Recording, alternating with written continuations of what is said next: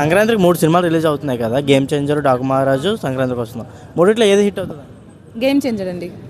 Okay, మీరు రామ్ చరణ్ గారి fan? అవునండి. ఓకే, 2 సంవత్సరాల తర్వాత వస్తున్నారు కదా రామ్ చరణ్ గారు, ఎక్స్పెక్టేషన్స్ ఎలా ఉన్నాయి మూవీ? ఎక్స్పెక్టేషన్స్ అంటే భారీ స్థాయిలోనే ఉన్నాయండి.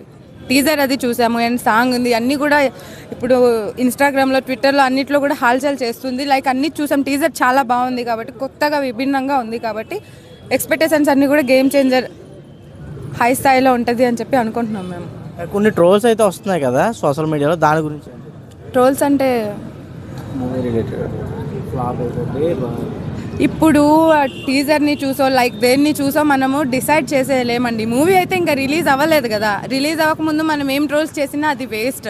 మూవీ చూసిన తర్వాత చెప్పాలి ఏదైనా. కాబట్టి ఇప్పుడైతే గేమ్ చేంజర్ ది బెస్ట్ అని నాకు అనిపిస్తుంది. ఖచ్చితంగా హిట్ అవుతుందని కూడా నేను నమ్ముతున్నాను. ఓవరాల్గా ఎంత కలెక్ట్ చేస్తుంది అనుకుంటున్నారు? ఓవరాల్గా అంటే ఇంత కలెక్ట్ చేస్తుంది అని నేను చెప్పలేను, కానీ అన్నిటికన్నా మంచి కలెక్షనే వస్తుందని. పుష్ప 2 కలెక్షన్స్ బ్రేక్ చేస్తుంది అంటారా? బ్రేక్ చేస్తుందండి.